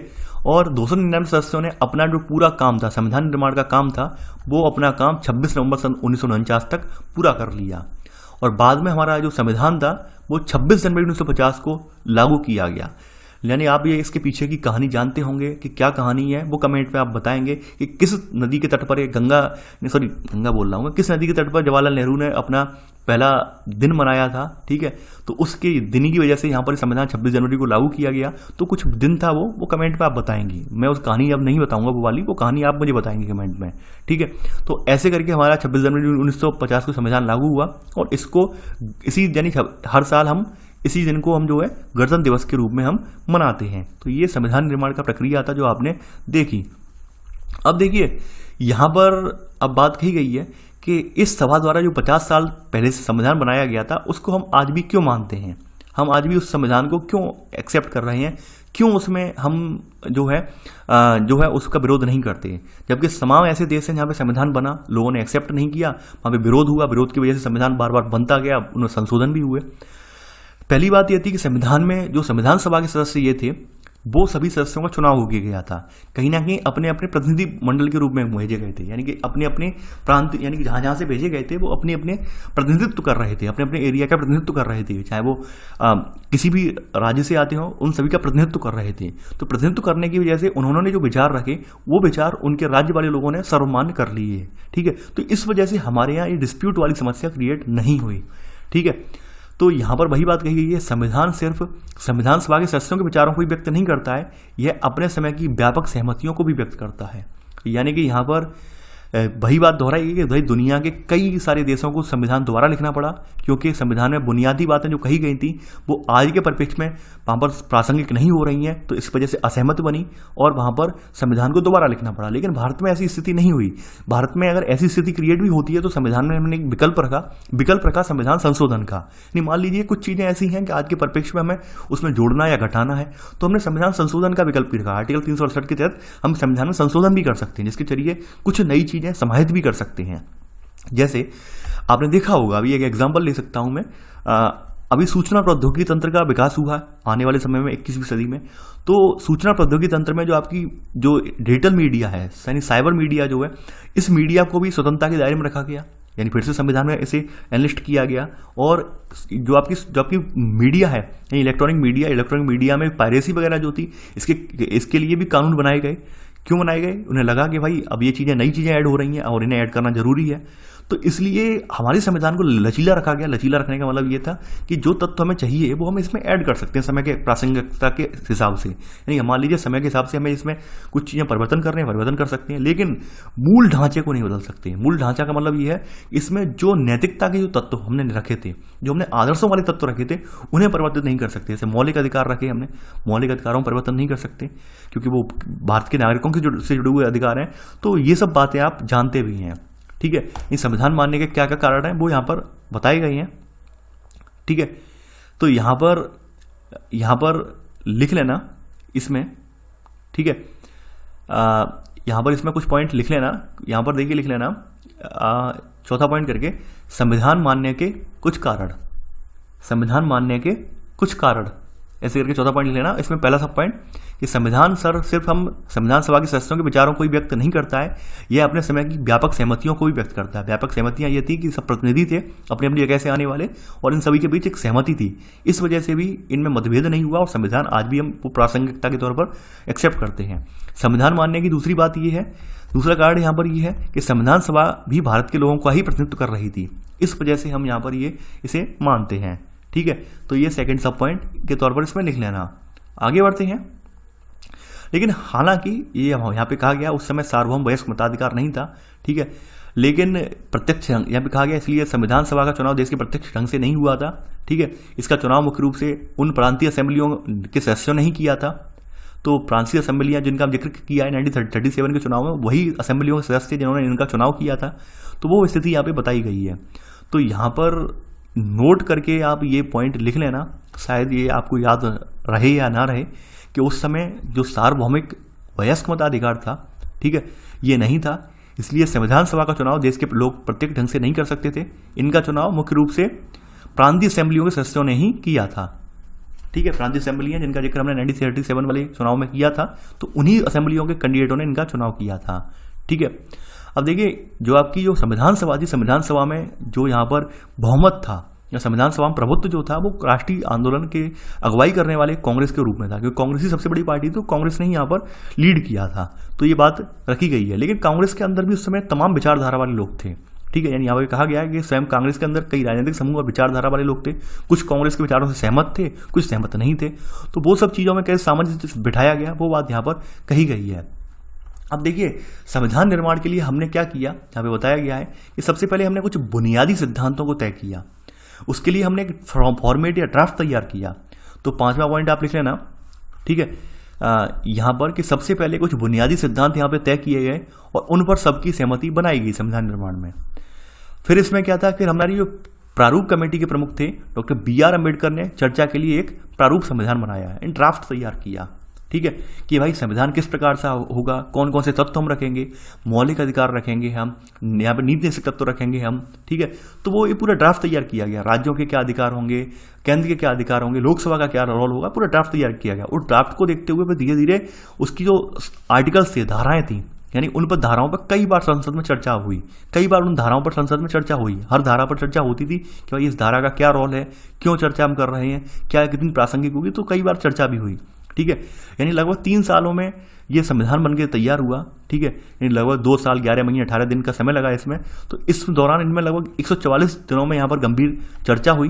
3 वर्षों में कुल 114 दिनों में, 44 बोल रहा हूँ, यहाँ पे गंभीर चर्चा हुई, ठीक है। और सभा में हर प्रस्ताव, हर शब्द और वहाँ कही गई बात को रिकॉर्ड किया गया, ठीक है, जिन्हें कॉन्स्टिट्यूट असेंबली डिबेट नाम से 12 मोटे खंडों में प्रकाशित किया गया है वर्तमान में। तो ये आप लिख लेना, ठीक है। यानी कि ऐसा नहीं था कि कोई हम बिना सिर पैर की बातें कर रहे हों, हर चीज़ हमने रिकॉर्ड की, हर चीज़ हमने लिखी वहाँ पर, और हर एक पहलू पर संविधान में जो जो आर्टिकल्स धाराएं हैं, अनुच्छेद हैं, उन हर अनुच्छेद पर हमने व्यापक वहाँ पर डिबेट की, चर्चा की कि किस तरह से ये प्रासंगिक रहेगा, इसमें क्या और ऐड करना चाहिए, क्या और ऐड नहीं करना चाहिए। तो ऐसे करके हमने ये संविधान तैयार किया। तो ये बात यहाँ पर लिखी गई है। अब अगली जो हेडिंग है यहाँ पर, ये तो संविधान निर्माण आपने देख ली, संविधान सभा ने किस तरह से अपना रोल निभाया, वो चीज़ें आपने देख ली। अब आप देखेंगे कि भारतीय संविधान के बुनियादी मूल्य क्या हैं। तो देखिए, हम फिर इसमें देखेंगे कि भाई हमारे संविधान का बुनियादी मूल्य क्या है।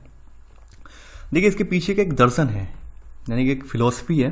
फिलॉसफी का मतलब ये होता है किसी सोच को दिशा देने वाला एक बुनियादी मूल्य या विचार, किसी सोच को दिशा, यानी कोई हमारी सोच है उसे हमें आगे बढ़ाना है, तो उसके पीछे कुछ लॉजिक होता है, कुछ बातें होती हैं, कुछ धारणाएं अवधारणाएं होती हैं, उसके जरिए हम उसे आगे ले जाते हैं। वो चीज़ दर्शन के तहत आती है, उसे दर्शन कहते हैं कि भाई ये हमारा दर्शन है, यानी हमारी कुछ सोच है, उस सोच के पीछे कुछ विचार होते हैं, कुछ हमारी सिद्धांत होते हैं, इनके जरिए उस सोच को हम आगे ले जाते हैं, तो वो उसे दर्शन कहते हैं। तो यहाँ पर ये सब चीज़ें, ये दर्शन जो वाली अवधारणा जो थी, ये बात आपको समझ में आ गई होगी कि हमारे जो राष्ट्रवादी वगैरह जो थे, ठीक है, तो राष्ट्रवादी वगैरह ने उन्होंने पहले इस बात का डिसाइड कर लिया था। जैसे आपने 1928 में देख लिया, मोतीलाल नेहरू ने संविधान निर्माण किया, 1931 से कराची अधिवेशन में देख लिया, और जो है तो आपने ये बातें स्पष्ट कर ली कि हमारे राष्ट्रवादियों के माइंड में पूरा खाका पहले तैयार हो चुका था कि हमें किस तरह का संविधान तैयार करना है। यानी पूरा दर्शन जो था उस चीज़ का पहले ही उनके माइंड में आ गया था कि हमें इस तरह का संविधान बनाना है ताकि हमारे यहाँ सभी जो नागरिक हैं लोकतंत्र का हिस्सा बन पाएँ, समझे। तो ये चीज़ थी। अब देखिए, सपने और वायदे बताए गए हैं।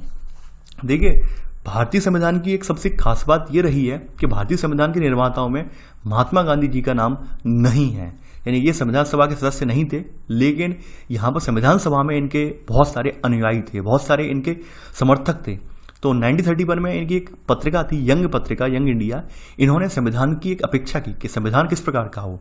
तो संविधान में इन्होंने कहा कि मैं भारत के लिए एक ऐसा संविधान चाहता हूँ जिसमें गुलामी, अधीनता से मुक्ति हो। ऐसे भारत के लिए प्रयास करूंगा जिसमें सबसे गरीब व्यक्ति भी अपना माने और लगे कि हम देश में उसकी भागीदारी भी है। यानी ये कह रहे हैं कि भाई संविधान ऐसा बने कि जिसमें गरीब व्यक्ति को भी लगे कि देश में हमारी भागीदारी है, और उच्च वर्ग निम्न वर्ग ना रहे। तो ऐसा भारत जिसमें सभी समुदाय के लोग मिलजुल से रहें, भारत में छुआछूत या शराब और नस्ली चीज़ों के लिए कोई जगह ना हो, औरतों मर्दों के अधिकार बराबर हों। तो ये यहाँ पर ये सब चीज़ें इनकी आदर्श अवधारणा थी। इन्होंने यंग पत्रिका में अपना लेख लिखा था, तो वो चीज़ यहाँ पे बताई गई है। अब देखिए, संविधान निर्माण में सब किसी के अलग अलग विचार थे। अब देखिए, इसमें एक विचार थे डॉक्टर बी आर अम्बेडकर की, क्योंकि डॉक्टर बी आर अम्बेडकर ने बचपन से एक दंश झेला था उस दलित कम्युनिटी में बिलोंग करने का, यानी दलित कम्युनिटी में पैदा होने का दंश जो है डॉक्टर बी आर अम्बेडकर ने झेला था। तो डॉक्टर बी आर अम्बेडकर के माइंड में वही सब चीज़ें थी कि भाई कैसे हमें दलित उत्थान करना है, दलितों को कैसे हमें आगे बढ़ाना है, और दलितों के साथ जो दुर्व्यवहार हो रहा था सदियों से उसे हमें कैसे रोकना है। तो इन्होंने उस चीज़ की पैरोकारी की, ठीक है, यानी कि इन्होंने भी भेदभाव और गैर बराबरी की मुक्ति के लिए एक यहाँ पर महत्वपूर्ण भूमिका निभाई। और ये जो थे, यानी ये अगर देखा जाए डॉक्टर बी आर अम्बेडकर, साफ साफ इस किताब में लिखा गया है कि ये उन्होंने अक्सर गांधी और उनके नजरिए की कटु आलोचना की, यानी कि ये गांधी जी से सहमत नहीं थे, बहुत सारी बातों पर गांधी जी से सहमत नहीं थे। जैसे आपने देखा होगा, एक जो सफाई कर्मी वाली जाति होती है, जिसे हम गांधी जी ने हरिजन कह दिया, हरिजन जाति कह दिया, तो इस पर भी डॉक्टर बी आर अम्बेडकर सहमति नहीं था। हरिजन, तो डॉक्टर बी आर अम्बेडकर का कथन ये था कि भाई आप उन्हें हरिजन कहकर पूरी तरह से उन्हें अलग कर रहे हैं, यानी पूरा आपने एकदम इंडिकेट कर दिया कि हरिजन माने फलानी कम्युनिटी है जो कि साफ सफाई का काम करती है। तो इस बात से भी डॉक्टर बी आर अम्बेडकर सहमत नहीं थे। देखिए, सब कोई, मैं वही बात कहता हूँ, जैसे मैं बताता हूँ, चैप्टर आपको समझाता हूँ, तो कुछ लोग मुझे क्या देखते हैं कि भाई ये तो भाई संविधान को नहीं मानता है, संविधान को बहुत बुरा लगता है इस इंसान को, इस संविधान की आलोचना ही ढूंढता है। कुछ लोग इस नज़रिए से मुझे देखते हैं। कुछ लोग जो संविधान प्रेमी होते हैं वो इस बात के लिए मुझे गालियाँ भी देते हैं। कुछ लोग ये कहते हैं भाई कि आप जो ऐसी कम्युनिटी का हित चाह रहे हैं, ऐसी कम्युनिटी को, यानी कि आप आरक्षण का फेवर करते हैं। तो वही सबका नज़रिया है, जैसा कि डॉक्टर बी आर अम्बेडकर का नज़रिया जो था गांधी जी के लिए था, और गांधी जी का अलग एक नज़रिया था, सबका अपना अपना नज़रिया है। तो वो ही नज़रिया आप लोग भी रखते हैं मेरे प्रति, तो इस बात का कोई यहाँ पर मुझे अफसोस नहीं है, बस मैं यहाँ पर जिक्र कर रहा हूँ।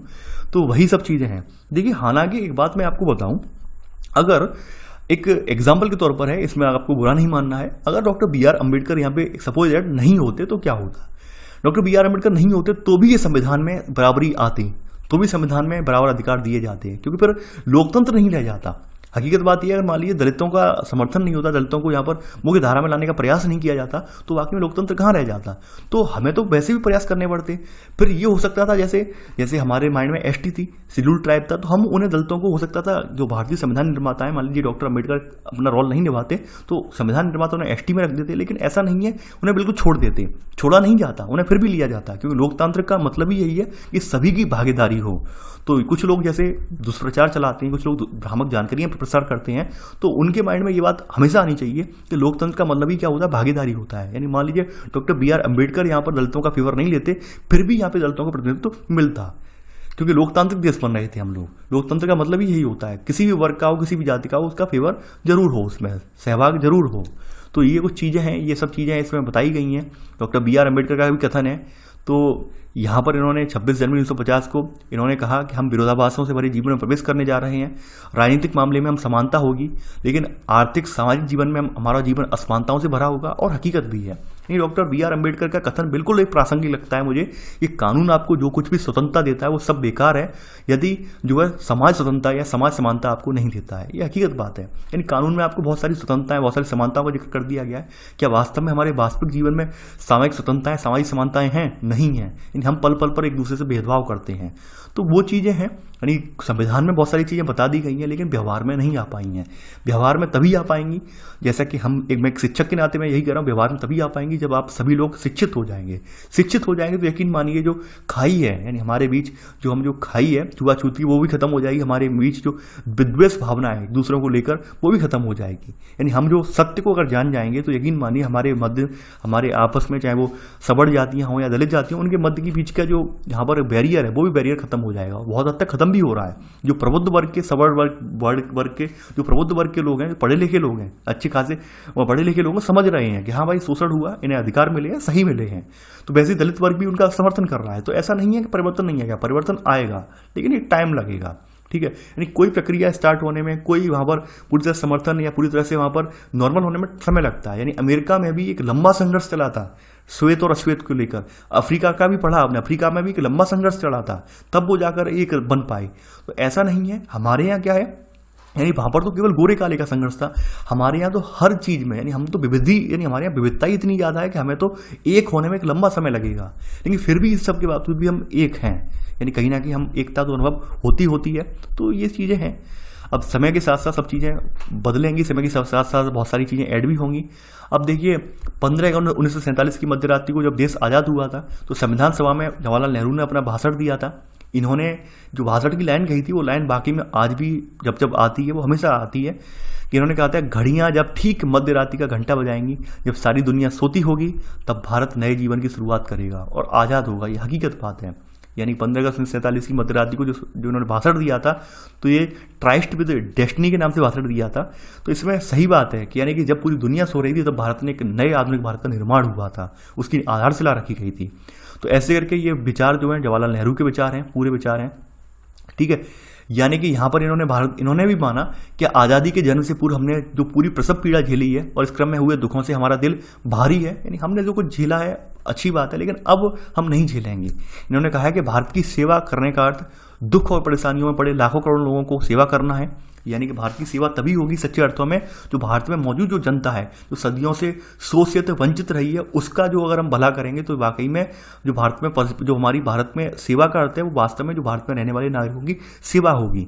तो यानी इन्होंने कहा था, दरिद्रता का, अज्ञान का, बीमारियों का, अवसर की समानता का अंत, हमारे युग के महानतम आदमी की कामना हर आंख से आंसू पहुंचने की है। यानी हमने ये कल्पना की है कि हम जो नया देश बनकर आए हैं और नए देश में नया संविधान गढ़ रहे हैं, तो हमारी कल्पना यहाँ पर यही है कि हम हर आदमी के दुख जो है आंसू पहुँचें। तो ये कुछ इनके विचार थे। देखिए सबके अपने अपने विचार होते हैं। जैसे डॉक्टर BR अम्बेडकर के बारे में मैं बताया कि भाई डॉक्टर BR अम्बेडकर जो थे वो सहमत नहीं थे महात्मा गांधी से। तो सबके अपने अपने विचार हैं, हर कोई अपने अपने आदर्शों का भारत देखना चाहता है। यानी कि ये जो थे यानी कि जवाहरलाल नेहरू जो थे वो मिश्रित अर्थव्यवस्था के समर्थक थे। मिश्रित जो यानी कि जिसमें साम्यवाद भी हो, समाजवादी भी हो, पूंजीवाद भी हो, इसके पक्षधर थे। कुछ लोग जो थे समाजवाद के पक्षधर थे केवल। तो मैंने आपको पहले ही बताया था पूर्ववर्ती अध्यायों में या पूर्ववर्ती अन्य सब्जेक्टों में कि भाई हमारा देश किसी एक विचारधारा से आगे नहीं बढ़ सकता था। चूंकि विविधता बहुत ज़्यादा थी तो हमें मिश्रित विचारधारा ही अपनानी पड़ी, और वही वो आपके संविधान में आपको उसकी जो है यहाँ पर झलक देखने को भी मिलती है। तो यहाँ पर आप कुछ पॉइंट आप नोट कर लीजिए, ठीक है। यानी भारतीय संविधान के बुनियादी मूल्य, ठीक है। तो बुनियादी मूल्य, ठीक है। अब देखिए यहाँ पर आपके संविधान के बुनियादी मूल्य जो हैं वो आपकी प्रस्तावना में आपको प्रदर्शित होते हैं। प्रस्तावना जो है आपके संविधान के बुनियादी मूल्यों की जो है झलक प्रदर्शित करती है, जिसमें पता चलता है कि हमारा देश किस प्रकार का है, हमारे देश का संविधान किस प्रकार का है, वो बात यहाँ पर बताई गई है, ठीक है। तो यहाँ पर बताएंगे आप पहला पॉइंट, इसमें पहला पॉइंट लिखेंगे, यहाँ पर लिखेंगे, ठीक है, कि हमारा संविधान स्वयं अपने दर्शन के बारे में जो कहता है उसे पढ़ना भी उतना ही जरूरी है, और संविधान की प्रस्तावना यही काम करती है। संविधान की प्रस्तावना में हमारे संविधान की पूरी झलक दे दी गई है, ठीक है। अब गांधी जी के बारे में है, अब गांधी जी के बारे में मैं नोट करके लिखवा देता हूँ, क्योंकि सबके जो विचार हैं, विचारों को लिखवाने का कोई अर्थ नहीं है, विचार आप पढ़ लीजिए। कि भारतीय संविधान के निर्माताओं की सूची में, ठीक है, महात्मा गांधी का नाम नहीं था, ठीक है। ये संविधान सभा के सदस्य नहीं थे, लेकिन संविधान सभा के अनेक सदस्य इनके विचारों के अनुयायी थे। ये नोट करके आप लिख लेना, ठीक है। और यंग इंडिया पत्रिका किनकी है? महात्मा गांधी की है, इसके लिख लेना। यंग इंडिया पत्रिका के प्रतिपादक आगे डैश लगा के कौन है? महात्मा गांधी हैं। तो ये आपने 2 प्रश्न यहां से निकाल लिए, ठीक है।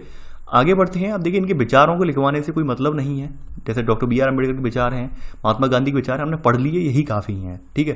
मेरा मानना यही है, लिखवाने से मतलब इसलिए नहीं है क्योंकि यहाँ पर लिखा हुआ उनका पूरा पूरा कथन, कोई विचार या कथन होता है वो लिखवाने का तब अर्थ होता है जब वो उसे एज दिखवाया जाए, जैसा उन्होंने कहा है वैसे ही लिखवाया जाए, उसमें कोई तोड़ मरोड़ ना हो, तो पढ़ने में अच्छा लगता है। और मान लीजिए मैं इसमें से कुछ पॉइंट निकाल के लिखवा भी दूँ तो तोड़ मरोड़ दिया जाएगा तो पढ़ने में अच्छा नहीं लगेगा। तो आपको पढ़ना हो वो यहाँ से पढ़ लेना, यानी मैंने वीडियो आप पॉज कर लेना, पढ़ लेना यहाँ से, महात्मा गांधी वाला आप यहाँ पे वीडियो पॉज कर लेना, पढ़ लेना। वहीं ये वाला जो है कथन जवाहरलाल नेहरू वाला, इसे भी आप पॉज करके आप आराम से आप पढ़ सकते हैं, ठीक है, कोई दिक्कत नहीं होगी आपको। तो ऐसे करके ये विचार हैं, बुनियादी सोच है इन लोगों की, वो आपने यहाँ पर देख ली। अब संविधान का दर्शन जो है वही बात है, यानी हमने प्रस्तावना में हमने हमारी जो बुनियादी सोच थी, हमारी सोच थी, सोच के पीछे की हमारी जो बुनियादी संकल्पना थी वो हमने उसे आगे बढ़ाया है। तो वो चीज़ें हम यहाँ पर देखेंगे। तो यहाँ पर सेकंड पॉइंट आप नोट करेंगे इसमें कि संविधान की शुरुआत बुनियादी मूल्यों की छोटी सी उद्देशिका के साथ होती है और इसे संविधान की प्रस्तावना या उद्देशिका कहते हैं, ठीक है। इस संविधान की शुरुआत हमारे यहाँ कैसे होती है? यानी बुनियादी मूल्यों की छोटी सी उद्देशिका के साथ होती है और इसे हम संविधान की प्रस्तावना या उद्देशिका कहते हैं। देखिए प्रस्तावना, सबसे पहले प्रस्तावना जो थी वो अमेरिकी संविधान में दी गई थी। तो अमेरिकी संविधान की प्रस्तावना से प्रेरणा लेकर तमाम देशों ने अपने अपने संविधान की प्रस्तावना तैयार की, ठीक है। तो यहाँ पर नोट करके लिख लेना कि यहाँ पर नोट करके लिखना अमेरिकी संविधान की प्रस्तावना से प्रेरणा लेकर, ठीक है, नोट करके लिख लेना कि अमेरिकी संविधान की प्रस्तावना से प्रेरणा लेकर समकालीन दुनिया के अधिकांश देश अपने संविधान की शुरुआत एक प्रस्तावना के साथ करते हैं, ठीक है, ये आप लिख लेना। अब देखिए हमारे जो प्रस्तावना है, प्रस्तावना में वह दर्शन है जिस दर्शन पर संविधान का निर्माण हुआ है। थर्ड पॉइंट आप इसमें लिख लेना, इसमें कि प्रस्तावना में वह दर्शन है शामिल है इस पर पूरे संविधान का निर्माण हुआ है, और इसी में सब पॉइंट इसमें भारतीय संविधान की आत्मा बसती है। तो अब चलिए हम डायरेक्ट जो है यहाँ पर अमेरिकी संविधान की प्रस्तावना दी है जैसे, ठीक है, दक्षिण अफ्रीका संविधान की प्रस्तावना दी है, इन्हें आप पढ़ लेना पॉज करके, ये मैं नहीं बताऊंगा। हम सीधे भारतीय संविधान की प्रस्तावना पे आते हैं, क्योंकि अगर भारतीय संविधान की प्रस्तावना नहीं पढ़ाएंगे तो यकीन मानिए टाइम बहुत व्यर्थ होगा। पहली बात ये है, इसमें इसकी जो पहली पूरी लाइनें लिखनी पड़ेगी आपको, एक एक वर्ड लिखना पड़ेगा। इसमें कहा गया है कि हम भारत के लोग कौन हैं? भारत के लोग वो लोग हैं जो भारत के नागरिक हैं, यानी भारत के संविधान का निर्माण भारत के अधिनियम के माध्यम से, भारत के प्रतिनिधियों के माध्यम से किया गया है, यानी किसी भारी व्यक्ति या किसी भारी राजा ने नहीं किया है। तो इसलिए यहाँ पर स्टार्टिंग हो रही है, हम भारत के लोग भारत को एक संपूर्ण प्रभुत्व संपन्न का मतलब ये है कि हम अपने डिसीजन लेने में स्वतंत्र हैं, हमारे ऊपर किसी प्रकार का कोई आरोपित बल नहीं है या हम किसी के दबाव में नहीं है। इसके अलावा यहाँ पे कहा गया समाजवादी पंथ निरपेक्ष। इस समाजवादी का मतलब ये होता है कि हम यानी समाज में संपदा जो है हमारी जो है सामूहिक रूप से पैदा होती है और उस पर सभी का सामूहिक रूप से अधिकार है, चाहे वो अमीर हो या गरीब हो, सब पर सभी का जो है अवसरों में सबको सामाजिक रूप से समानता होगी। ये समाजवादी विचारधारा है हमारी। पंथ निरपेक्ष का मतलब यहाँ पर ये है कि भाई हमारे देश का कोई ऑफिशियल धर्म नहीं है, यानी हमारे देश के जो नागरिक हैं उन्हें सभी धर्मों को मानने की अनुमति है, चाहे वो जिस धर्म का पालन करना चाह रहे हो उसकी स्वतंत्रता है उन्हें। तो यहाँ पे वही कहा गया है, नागरिकों को किसी भी धर्म को मानने की पूरी स्वतंत्रता उन्हें दी गई है, कोई आधिकारिक धर्म नहीं है हमारा। लोकतंत्र का अर्थ आप जानते हैं, लोकतंत्र का मतलब यही है कि सरकार का ऐसा स्वरूप जिसमें समान रूप से जो राजनीतिक अधिकार प्राप्त होते हैं और लोग अपने शासक का चुनाव करते हैं। तो ये जान गए लोकतंत्र का अर्थ। यहाँ पे गणराज्य का मतलब आप जानते हैं, लोकतांत्रिक गणराज्य बनाने के लिए उसके समस्त नागरिकों को सामाजिक, आर्थिक और राजनीतिक न्याय। देखिए न्याय की जो बात कही गई है यहाँ पर 3 तरह के न्याय हैं। ये पूछा जाता है इस जो संविधान की प्रस्तावना है उसमें कितने तरह के न्यायों की बात की गई है। संविधान की प्रस्तावना में 3 तरह के न्याय की बात की गई है, सामाजिक न्याय हो, आर्थिक न्याय हो और राजनीतिक न्याय हो। वहीं इसमें स्वतंत्रता की बात कितने तरह की स्वतंत्रता की बात की गई है, विचार, अभिव्यक्ति, विश्वास, धर्म और उपासना की स्वतंत्रता। यानी हमारे पास 5 तरह की स्वतंत्रताएं प्राप्त हैं। यानी विचार की स्वतंत्रता है हमारे पास, अभिव्यक्ति करने की स्वतंत्रता है, विश्वास की स्वतंत्रता है हमारे पास, धर्म की स्वतंत्रता है हमारे पास और उसकी उपासना करने की स्वतंत्रता है। यानी हमारी स्वतंत्रता में 5 तरह की स्वतंत्रता की बात कही गई है। ये पूछा जाता है अक्सर कि भाई भारतीय प्रस्तावना में कितने तरह की स्वतंत्रता है। 5 तरह से स्वतंत्रता है हमारे यहाँ। समता, यानी समता का मतलब ये है समानता से है, ठीक है, यानी समता का मतलब ये है समानता से है हमारे यहाँ, यानी कानून समक्ष सभी लोग समान हैं, चाहे अमीर हो या गरीब हो सभी समान हैं। तो हमारे यहाँ प्रतिष्ठा और अवसर की समता है। 2 तरह की समताएं ली गई हैं, ठीक है, प्राप्त करने के लिए था उन सब में व्यक्ति की गरिमा, राष्ट्र की एकता और अखंडता सुनिश्चित करने वाली बंधुता। बंधुता का मतलब ये भाईचारा, यानी हम ऐसा आचरण करेंगे कि हम कोई परिवार एक दूसरे से कम नहीं है, कोई नागरिक एक दूसरे से कम नहीं होगा, यानी सभी में एक बंधुत्व और भाईचारा बनाए रखेंगे, ठीक है। तो बढ़ाने के लिए दृढ़ संकल्पित होकर अपने संविधान सभा में आज तारीख 26 नवंबर 1949 ईस्वी मिति मार्क्सिस्ट शुक्ला सप्तमी संवत 2006 विक्रमी को एतद द्वारा संविधान को अंगीकृत, अधिनियमित और आत्मार्पित करते हैं। यानी कि यहाँ पर एडॉप्ट करते हैं, एनेक्टेड करते हैं और इसे जो है आत्मार्पित का मतलब कि क्या मतलब यहाँ पर ये है, इसे हम यहाँ पर पूरी तरह से हम इसके अधीन हो जाते हैं। तो इस तरह से यहाँ पर ये संविधान की प्रस्तावना तैयार की गई। तो ये पूरी प्रस्तावना आपको लिखनी पड़ेगी और प्रस्तावना के जो मूल तत्व है वो मैंने आपको यहाँ पर बता दिए हैं, जिनकी झलक मैंने यहाँ पर दिखा दी है, ठीक है। तो आप ये पूरी प्रस्तावना आपको लिखनी पड़ेगी और प्रस्तावना आपको याद भी करनी पड़ेगी। आई होप आपको प्रस्तावना ये जो है यहाँ पर आप पहले से पढ़ चुके हैं और याद भी आ गई होगी। देखिए यहाँ पर इसमें नोट करके कुछ बात लिख लेना कि समाजवादी और पंथ निरपेक्ष जो शब्द इसमें थे वो शुरुआत में नहीं थे। इसमें ये शब्द यहाँ पर 42वें संविधान संशोधन 1976 के द्वारा इसकी उद्देशिका में जोड़े गए। ये यहाँ पर नोट करके आप ये बात लिख लेना। तो ऐसे करके आपका ये चैप्टर यहाँ पे समाप्त हो जाता है। अब चैप्टर समाप्त होते होते यहाँ पर कुछ व्यक्तित्व के नाम आए हैं, उन व्यक्तित्व का जिक्र करना चाहूँगा मैं और उनके बारे में आप लिख लेंगे तो ज़्यादा बेटर रहेगा, 1 बाय 1 करके कौन कौन से व्यक्तित्व हैं इसमें, ठीक है। सबसे पहले स्टार्ट होता है जो है हमारे सरदार वल्लभ भाई पटेल हैं, ठीक है। तो यहाँ पे लिख लेना नोट, यानी कि व्यक्तित्व करके लिख लेना वल्लभ भाई पटेल हैं। जन्म इनका गुजरात में हुआ है। अंतरिम सरकार में ये जो है गृह, सूचना और प्रसारण मंत्री थे, ठीक है। इसके अलावा वकील और बारदोली किसान सत्याग्रह के ये प्रमुख नेता के रूप में जाने जाते हैं, ठीक है। भारतीय रियासतों के विलय में इनकी प्रमुख भूमिका रही है और बाद में देश से आजाद हुआ है तो उसके उप प्रधानमंत्री बने हैं। ये पूरा लिख लेना इनके बारे में, ठीक है। शॉर्ट में लिखेंगे तो आपको ये इतिहास के पॉइंट ऑफ व्यू से याद करने बड़ा आसानी होगी। अगली हमारी महिला है, हमारी क्रांतिकारी महिला जो है वो है सरोजिनी नायडू। इनका जन्म जो हुआ है आंध्र प्रदेश में हुआ है। एक पोइट थी, ये कवयित्री थी, लेखिका थी, राजनीतिक कार्यकर्ता थी, कांग्रेस की अग्रणी महिला नेता थी। इसके अलावा ये बाद में यूपी की राज्यपाल बनी है। यूपी की राज्यपाल बनने वाली पहली महिला है ये सरोजिनी नायडू। आगे बढ़ते हैं। इसके बाद अगला नाम आता है अबुल कलाम आज़ाद, जो कि ये इनका जो मूल जन्म हुआ था सऊदी अरबिया में हुआ था। ये एक एजुकेशनिस्ट थे, यानी शिक्षाविद थे, ठीक है, लेखक थे, धर्मशास्त्रों के ज्ञाता थे और कांग्रेसी नेता थे, ठीक है। लेकिन ये मुस्लिम लीग के समर्थक नहीं थे, यानी मुस्लिम जो अलगाववादी मोहम्मद जिन्ना वाली जो समर्थन वाले लोग थे उनसे बिल्कुल अलग थे। ये भारत के समर्थक थे ये, ठीक है। यानी ये इनकी भूमिका यही थी, ये मुस्लिम अलगाववादी राजनीति के विरोधी थे और बाद में जब देश आज़ाद हुआ है तो पहले केंद्रीय मंडल में शिक्षा मंत्री ये बनाए गए हैं, ठीक है। ये आप इनके बारे में लिख लेना। अगले नेता हैं टी कृष्णमाचारी। तो इनका जन्म हुआ तमिलनाडु में, ठीक है। ये प्रारूप कमेटी के कैंडिडेट रहे हैं, ठीक है। बाद में ये केंद्रीय मंत्रिमंडल में वित्त मंत्री बने हैं टी कृष्णमाचारी, ठीक है, लिखना ना आप। आगे बढ़ते हैं। अब ये राजेंद्र प्रसाद जी के बारे में आप जानते ही होंगे। ये इनका जन्म जो है बिहार में हुआ था ठीक है। ये प्रमुख नेता किसके थे? ये संविधान सभा के अध्यक्ष थे, सबसे बड़ी बात ये है। और इसके अलावा वकील और चंपारण सत्याग्रह के प्रमुख भागीदार भी थे। 3 बार कांग्रेस के अध्यक्ष बने और बाद में प्रथम राष्ट्रपति बने। तो इनके बारे में आपने लिख लिया होगा, बाद में देश के राष्ट्रपति बने हैं। ठीक है, आगे बढ़ते हैं। अगला नाम है जयपाल सिंह। जयपाल सिंह झारखंड के निवासी थे, खिलाड़ी थे, एजुकेशनिस्ट थे। ठीक है, ये आदिवासी महासभा के जो है संस्थापक अध्यक्ष रहे हैं और भारतीय हॉकी टीम के पहले कप्तान भी रहे हैं जयपाल सिंह। इनका नाम ये पूछा गया है, भारतीय हॉकी टीम के पहले कप्तान कौन थे? जयपाल सिंह थे। तो ये लिख लेना है। ठीक है, और आदिवासी महासभा के संस्थापक अध्यक्ष थे। बाद में इन्होंने झारखंड पार्टी की स्थापना की। ये आप लिख लेना। ये मुझे याद आया क्योंकि हॉकी टीम का पहला कप्तान कौन था? जयपाल सिंह थे। तो ये पूछा गया है, ये इनका लिख लेना व्यक्तित्व। आगे बढ़ते हैं। H.C. मुखर्जी। H.C. मुखर्जी की इनका जन्म हुआ बंगाल में हुआ था, संविधान सभा के उपाध्यक्ष थे। ठीक है, इसके अलावा कांग्रेसी नेता थे, all India Christian council Bengal विधानसभा के सदस्य थे और बंगाल के बाद में राज्यपाल भी बने हैं।